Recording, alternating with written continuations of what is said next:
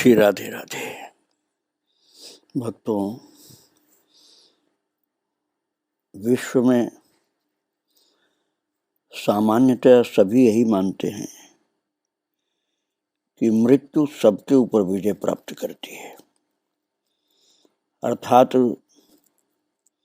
ऐसा कोई नहीं है जिसके ऊपर मृत्यु विजय न प्राप्त कर सके।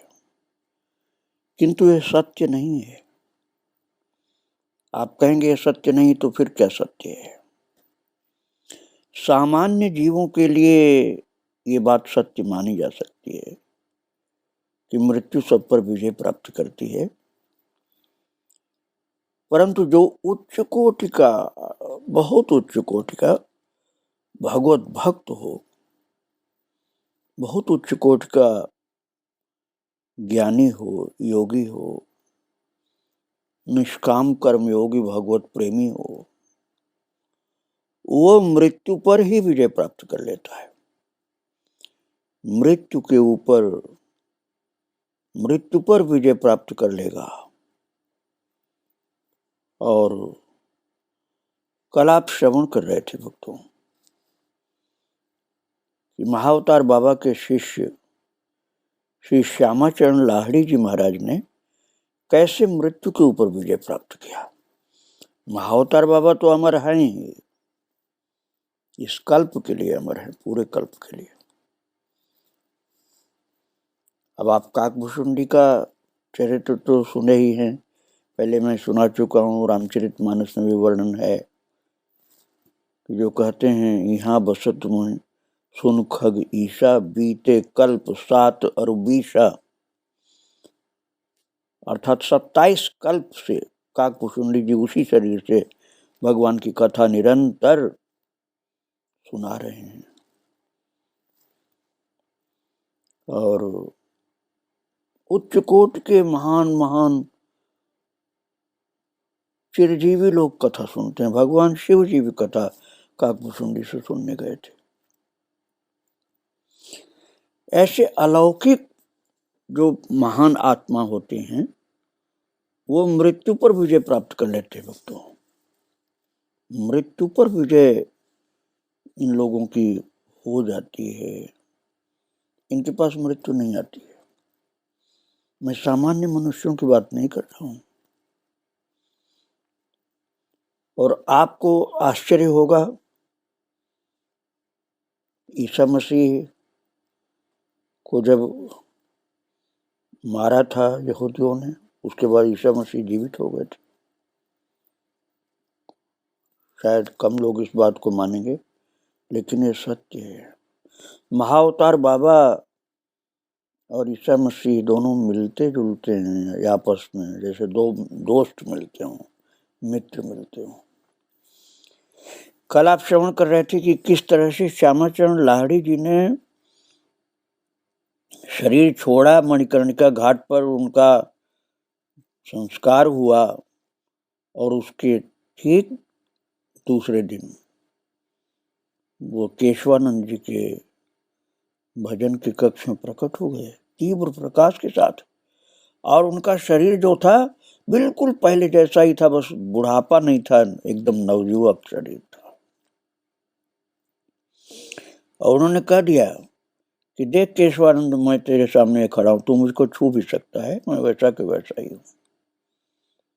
आप इनको कपोल कथाएं मत मानना, ये झूठी बातें मत मानना, ये सत्य घटना है। आप कभी बनारस में जाओ, श्यामाचरण लाहिड़ी जी के घर जाओ, आपका शरीर पूरा रोमांचित हो जाएगा, चकित हो जाएगा वहां की बातें सब जान करके। और महाअवतार बाबा का तो घर नहीं है जहां आप पहुंच जाओगे। दक्षिण भारत में, तमिलनाडु में जन्म हुआ था, अब तो कुल खानदान में भी शायद कोई नहीं होगा, लेकिन श्यामाचरण लाहिड़ी जी का घर तो अब भी काशी में है और आप पहुंच जाओगे वहां। और महाराज, ये अमर आत्मा है, ये लोग मृत्यु के ऊपर विजय प्राप्त कर चुके हैं। तो आप जो कल श्रवण कर रहे थे कि केशवानंद जी ने सब कुछ देखा, शरीर छोड़ना लाहिड़ी जी का, स्मशान में दाह कर्म होना, उनका रोना और भक्तों का रोना, और दूसरे दिन बिल्कुल ठीक वैसा का वैसा उनका स्वरूप प्रकट हो जाना। ऐसा नहीं कि कोई छाया की बात हो, उनको शरीर को छू सकते थे। और महाराज ये सब चमत्कार भगवान के महान उच्च कोट के योगियों का दर्शन किया केशवानंद जी ने। और जब वो बनारस से हरिद्वार जाने लगे तो हरिद्वार के एकांत स्थान में बने अपने आश्रम को लौटते समय उन्होंने बताया था युक्तेश्वर जी से कि मैं अपने साथ लाहिड़ी महाशय की पवित्र अस्थियों का एक छोटा सा हिस्सा ले आया था, क्योंकि गुरुदेव थे न लाहिड़ी जी उनके, और उनके सामने दाह कर्म उनके शरीर का हुआ था, अगले दिन प्रकट हुए थे। तो जिस शरीर का दाह कर्म हुआ था उसका एक छोटा सा अस्थि का टुकड़ा लेकर के हरिद्वार गए थे केशवानंद जी। और वो कहते हैं कि मुझे इसका भान था कि वे देश काल से आबद्ध देह पिंजर से निकल गए थे। सर्वव्यापकता रूपी पक्षी मुक्त हो चुका था, फिर भी उनकी अस्थियों को यहाँ प्रतिष्ठापना करके समाधि मंदिर बनाने से मुझे अपूर्व सांत्वना मिली, बड़ी शांति मिली कि मेरे गुरुदेव मेरे आश्रम में विराजमान हो गए आकर। और भक्तों, एक और शिष्य को भी पुनरुत्थित हुए गुरु के दर्शन करने का सौभाग्य प्राप्त हुआ था। वे थे संतवत महात्मा पंचानन भट्टाचार्य। और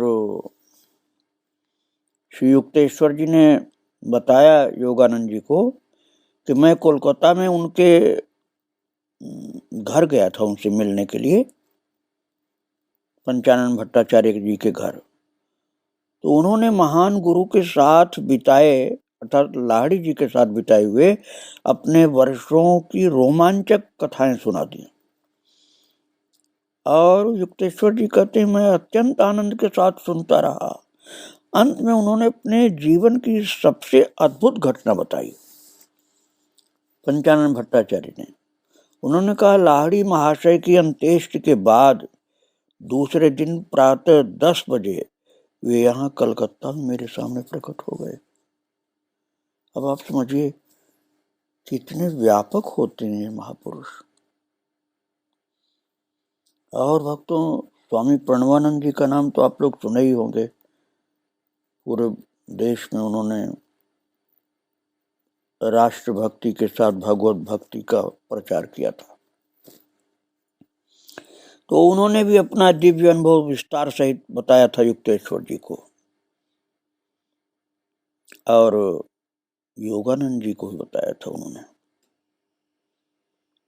जब वो रांची विद्यालय में आए थे प्रणवानंद जी, योगानंद जी के विद्यालय में, तो उन्होंने बताया कि लाहिड़ी महाशय के देह त्याग के थोड़े ही दिनों पूर्व मुझे उनका एक पत्र आया जिसमें उन्होंने मुझे तुरंत बनारस आने के लिए लिखा था।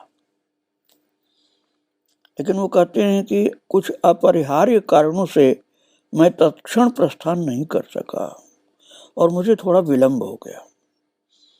और एक दिन प्रातः 10 बजे मैं बनारस के लिए प्रस्थान करने की तैयारी कर रहा था कि अपने कमरे में अपने गुरु को अत्यंत तेजस्वी रूप में प्रकट हुए देखकर मैं आनंद विभोर हो गया। गुरु का मतलब यहाँ लाहिड़ी जी से है भक्तों। अब लाहिड़ी जी शरीर छोड़ चुके थे और प्रणवानंद जी कहते हैं कि प्रत्यक्ष तेजस्वी रूप में दर्शन दिया उन्होंने प्रकट होकर कमरे में, और बोले प्रकट होने के बाद कि अब बनारस जाने की क्या जल्दी है। लाहिड़ी महाशय मुस्कुरा रहे थे प्रणवानंद जी के सम्मुख खड़े। बोले अब तुम्हें वहां जाने की कोई आवश्यकता नहीं, बनारस जाने की, क्योंकि अब तुम मुझे वहां नहीं देख पाओगे। अब तो मैं हर जगह हूँ, जहाँ इच्छा होती वहीं दर्शन दे देता हूँ। जब उनके शब्दों का अर्थ समझ में आया प्रणवानंद जी को, तो ये सोचकर कि मैं उनके दर्शन को केवल अनुभूति कर रहा हूं, मैं भग्न हृदय से रोने लगा। प्रणवानंद जी कहते हैं योगानंद जी से कि मैं रोने लगा, और गुरुदेव मेरे पास सांत्वना देते हुए मेरे पास आके खड़े हो गए और बोले, ले मेरे शरीर को छू करके देख, तू सोच रहा है कि मैं काल्पनिक हूं क्या? मैं सदा की भांति पहले जैसा ही जीवित हूं, शोक मत कर, मेरे शरीर को छू के देख ले, मैं वही का वही हूं, और मैं हमेशा तेरे पास भी रहूंगा, जो भी मुझे बुलाएगा उसके पास रहूंगा। महाराज, इन 3 महान शिष्यों के मुख से एक अद्भुत सत्य की कथा सुन करके श्री युक्तेश्वर जी को बहुत आनंद आया था। लाड़ी महाशय के दाह संस्कार के बाद दूसरे दिन प्रातः 10 बजे 3 अलग अलग शहरों में 3 शिष्यों के सामने वे पुनरुज्जीवित हुए और रूपांतरित शरीर में फिर से प्रकट हुए। जैसा मैंने आपको सुनाया भी 3 जगह की बातें। तो जब ये नश्वर शरीर अनश्वरता प्राप्त करेगी और ये मर्त जीव अमरता का चोला पहन लेगा, तो महाराज ईसा मसीह ने भी कहा था बाइबल में कि मृत्यु पर विजय पाई जा चुकी है। हे मृत्यु, कहाँ है तेरा दंश, कहाँ है तेरा स्मशान, और कहाँ है तेरी विजय? अर्थात महान उच्चकोट का योगी इन सब को पार कर जाता है। मैं आपको सुना चुका हूं, मीरा जी ने प्रकट होकर बैरिस्टर साहब को दीक्षा दी थी। जो अभी मीरा जी का तो चरित्र 500 साल पहले का, अब बैरिस्टर साहब 50 साल पहले थे। तो कबीरदास जी ने श्री हरिराम व्यास जी को यमुना तट पर वृंदावन में तब दर्शन दिया जब कबीरदास जी महाराज का जीवन चरित्र पूरा हो चुका था, अर्थात वो पुष्प रूप में परिणित हो गए थे। तो ये लोग मृत्यु पर विजय प्राप्त किए हुए महापुरुष होते हैं। अब मैं अपने आश्रम से जुड़े हुए एक भक्त की बात सुनाता हूँ। आप लोगों ने बाल भगवान शिक्षा संडे को कई बार सुना होगा, और जो 3 साल 4 साल पहले से सुन रहे हैं उनको याद आ जाएगा। वंदना झा नाम की एक डॉक्टर है जनकपुर के पास, उसके ठाकुर जी गोवर्धन कृष्ण उनका नाम है, बाल भगवान और बेटू कहे जाते हैं। वो लीलाधारी हैं और उनसे जुड़ी हुई उनकी जो माँ है अर्थात डॉक्टर वंदना झा, उसका वात्सल्य भाव है, अपने गोपाल के प्रति वात्सल्य भाव, और इतना वात्सल्य भाव है कि वो मेरा बेटा है ये बात कह करके शादी नहीं किया।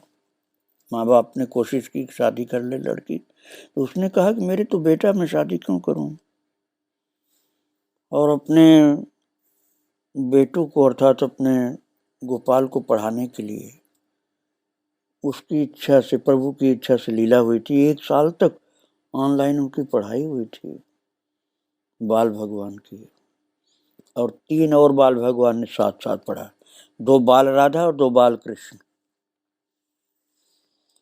तो महाराज वो भक्त है वंदना झा डॉक्टर, जो वो मुझे कल ही बता रही थी कि श्री योगानंद जी महाराज भी अपने गुरुजनों की तरह से ही बिल्कुल किसी भक्त का संकट देख करके स्वप्न में या ध्यान में या प्रत्यक्ष प्रकट होते हैं। और वो डॉक्टर वंदना झा का निजी अनुभव है। संकट को भी दूर करते हैं और दर्शन भी देते हैं। भक्तों, आज भी भक्तों की कमी नहीं है, तो ठाकुर जी उनको अनुभव कराते रहते हैं। मैंने गोपी अवतार सुनीता जी का चरित्र एक दिन सुनाया था, जो मोलगा गांव में सीहोर जिले में मध्य प्रदेश में आज भी रोजाना भगवान कृष्ण के द्वारा हाथ में मक्खन प्राप्त करती हैं। वो आप एक दिन सुन चुके हैं। मैं डॉक्टर वंदना झा की बात कर रहा हूं, जो अपने गोपाल के कहने पर गौशाला खोली है। अपने गोपाल के कहने पर उनका यज्ञोपवीत संस्कार श्री वृंदावन धाम में भक्ति आश्रम में कराया था। 1 साल पढ़ाई उनकी हुई थी, डिग्री दी गई थी। ये सब लीलाएं किया था प्रभु ने। तो उनका खुद का अनुभव है कि श्री योगानंद जी अपने प्रिय भक्तों के दुख को दूर करने के लिए ऐसी लीला करते हैं, दुख से मुक्ति मिल जाती है। ध्यान में या प्रत्यक्ष या स्वप्न में भी दर्शन भी देते हैं। जैसे युक्तेश्वर जी महाराज, श्यामाचरण लाहिड़ी जी, उसी प्रकार से। और वो माता कल बता रही थी, वंदना महाराज, उसने बताया कि एक कोई बहुत उच्च कोटि के संत का शरीर पूर्ण हो जाने पर बहुत उनको विरह वेदना हो गई थी। वंदना को बहुत ज्यादा पीड़ा हो गई थी संत का शरीर छूट जाने के कारण, और इतनी दुखी हो गई थी कि उसके दुख का कोई था नहीं, इतना दुख हो गया था। रात दिन उसी दुख में पीड़ित रहती थी। और जब ऐसी अवस्था में अतिशय वो पीड़ित हो रही थी, तो कहीं जा रही थी वो 4 व्हीलर गाड़ी में, तो एक व्यक्ति जो साधु वेश में नहीं था, वो अचानक आया, बोला मुझे भी गाड़ी में बैठाओ, मुझे भी चलना है। तो गाड़ी रोक करके उनको बैठा लिया, और फिर उस आदमी को इन्होंने, वंदना डॉक्टर ने कुछ भी नहीं बताया था कि मुझे ऐसा कष्ट है या कोई घटना ऐसी, किसी का वियोग हुआ, कुछ भी बात उससे नहीं की थी। और वो ड्राइवर के बगल में गाड़ी में आगे बैठा था, तो घूम करके वो व्यक्ति वंदना से बोला, इतना दुखी होने की कोई आवश्यकता नहीं है, तुम योगी कथामृत योगानंद जी की जो पुस्तक है उसको पढ़ो, और बंगाल के महान ज्ञानी पुरुष पंडित गोपीनाथ कविराज के द्वारा लिखी हुई पुस्तक मनीषी की लोक यात्रा, ये पुस्तक पढ़ो। ये दोनों पुस्तकें अध्ययन करो तुम, और तुम्हारा सारा दुख दूर हो जाएगा। वंदना ने मुझे बताया कि इसके बाद वो गाड़ी रुकवा करके एक जगह वो उतर गए। बोले कि मुझे कोई काम है, मैं जा रहा हूँ, कोई बैंक का काम बताया। और वो व्यक्ति जब चला गया, तब वंदना को लगा कि उनका चेहरा तो महाअवतार बाबा जैसा था, क्योंकि वो साधु वेश में नहीं थे उस समय। और उनको पक्का विश्वास है कि महाअवतार बाबा थे वो, और मेरा दुख दूर करने के लिए आए थे, जो बिना मेरे बताए मेरी दुख की बात सब जान गए, और दुख से मुक्ति पाने का उपाय भी बता दिया उन्होंने। और डॉक्टर वंदना कहती है कि मैंने उनकी कही गई दोनों पुस्तकों को पढ़ा, तो मेरा घोर अपार दुख मेरा खत्म हो गया, और मैं दुख से उबर गई, मुक्ति प्राप्त कर ली। नहीं तो रात दिन पीड़ित थी उस दुख में बहुत दिनों से। भक्तों, ये योगी कथामृत तो उन्हीं का लिखा है, योगानंद जी के पुस्तक है। और जो दूसरी पुस्तक बताया ना, मनीषी की लोक यात्रा, ये पंडित गोपीनाथ कविराज बंगाल के थे, एक महान पुरुष, जो विशुद्धानंद महान योगी के शिष्य थे। उन्होंने लिखा अपने जीवन का अनुभव पूरा। ये विशुद्धानंद जी के शिष्य जो गोपीनाथ कविराज जी थे, ये आनंदमयी माता को भी बहुत मानते थे। आनंदमयी माता के ही आश्रम में आखिर में रहे, जीवन के अंत में वहीं विश्राम प्राप्त किया, अर्थात वहीं पर बड़ी शांतिपूर्वक भगवत धाम को प्रस्थान किया था। तो उनकी जो लिखी हुई मनीषी की लोक यात्रा, उसमें और योगी कथामृत में कितनी शांति मिली वंदना झा को कि वो डॉक्टर मुझको कल फोन करके सब बात बताई। उसने कहा मुझे महाअवतार बाबा ने संत वेश में नहीं, सामान्य मनुष्य के वेश में दर्शन दिया था, लेकिन उनका चेहरा महाअवतार बाबा जैसा था, और जब वो गाड़ी से उतर के चले गए तब ये बात उसको याद आई। और बताती हैं कि मुझे एकदम शांति प्राप्त हो गई है उनके बताए गए तरीके से। उनको ये विश्वास इसलिए भी है कि उन्हें अपने विषय में कुछ भी नहीं बताया था, और बिन बताए उन्होंने समाधान सब दे दिया था। तो आज भी ऐसे संत, भक्त, योगी, महापुरुष हैं जो प्रकट होकर दुखियों का दुख दूर करते हैं, मार्गदर्शन करते हैं, शांति प्रदान करते हैं। वो कहीं भी प्रकट हो सकते हैं। वो मैं गिनती करके नहीं बता पाऊंगा कि कितने ऐसे संत हैं, पता नहीं अनंत होंगे। आपकी श्रद्धा जिनके ऊपर होगी, ये जो उच्च कोटि के महापुरुष रहे होंगे पहले जीवन काल में, तो आज भी दर्शन देंगे। और ऐसे महापुरुष मृत्यु पर विजय प्राप्त कर लेते हैं और सर्वत्र विराजमान रहते हुए सर्वकालीन हो जाते हैं। जैसे आप महाअवतार बाबा को सुन रहे हैं, लाड़ी महाशय का सुन रहे हैं, मीरा जी का मैंने बताया, ऐसे हरि बाबा भी प्रकट होकर दर्शन देते हैं। तो श्री पोद्दार जी महाराज, राधा बाबा, इन लोगों का भी चरित्र आप सुने थे। तो मैंने बताया था कि राधा बाबा यमुना मैया में प्रकट हो गए, नाव पर बैठे हुए, और दुखी सखी का दुख दूर किया था। श्री पोद्दार जी महाराज तो आज भी प्रकट होते हैं, किसी को स्वप्न में दर्शन देते हैं, किसी को जागृत में देते हैं। ये आप मत सोचिएगा कि ये तो भक्त थे, सखी थे, योगी नहीं थे। अरे ये योगी, सखी, भक्त जो भगवान से लव लगा करके लीन हो गया है, वो सब एक जैसे हो जाते हैं। चाहे वो निष्काम कर्मयोगी हों, चाहे वो क्रिया योगी हों, चाहे प्रेम योगी हों, भक्त हों, भगवान से जुड़ने पर उसी स्थिति में पहुंच जाते हैं वो। इसे आप यूं समझिए कि ये भगवत पार्षदों का अवतार होता है। भगवान का अवतार तो होता ही है, भगवत पार्षदों का अवतार इस प्रकार से हुआ करता है, जिसमें आप इस समय जो सुन रहे हैं उसमें मैं आदर्श के रूप में महाअवतार बाबा का नाम लेता हूँ कि वो भगवत पार्षद के अवतार हैं।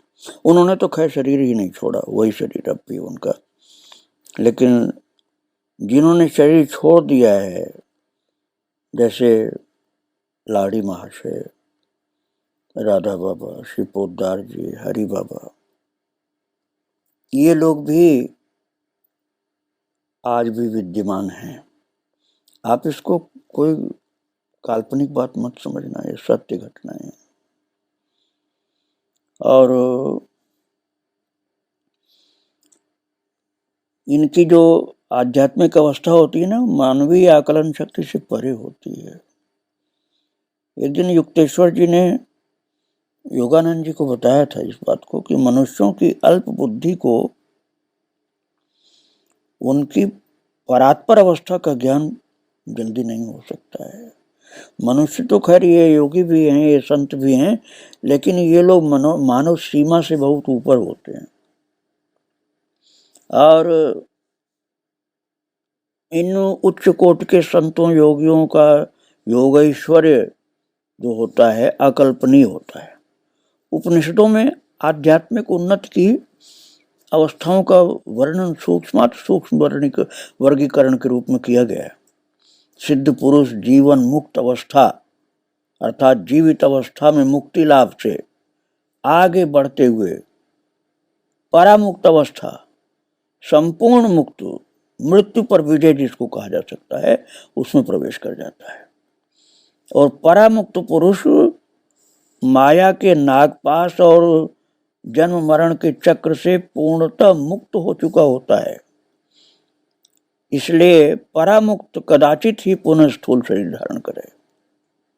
स्थूल शरीर धारण जल्दी नहीं करते, लेकिन वो स्थूल शरीर जैसा ही प्रकट होकर सारा कार्य करते हैं। अर्थात जन्म नहीं लेते, शरीर छोड़ने के बाद जन्म तो नहीं लेते, लेकिन प्रकट ऐसे होते हैं जैसे जन्म लिया हो। संसार पर ईश्वर की आशीर्वाद वर्षा का माध्यम बनकर के पुरुष आते हैं। ये कहीं भी प्रकट हो सकते हैं और ये संत का अवतार कहा जा सकता है, भगवत पार्षद का अवतार इसको कहा जा सकता है। और भक्तों, एक सामान्य अंतर में बता रहा हूं आपको कि ये जब प्रकट होते हैं तो इनकी छाया नहीं पड़ती जमीन पर और पद चिन्ह भी नहीं बनता है। माया के अधिकार और भौतिक बंधनों से मुक्त होते हैं। ये भागवत जो होते हैं, भागवत महापुरुष, ये जीवन मृत्यु से मुक्त रहते हैं। इनकी स्थिति जो होती है उसका वर्णन करना बहुत मुश्किल है और ये जल्दी सामान्य व्यक्ति विश्वास नहीं करता है। कभी किसी के साथ घटना घटे तब तो पूरा विश्वास हो जाता है, क्योंकि दर्शन मिल जाता है।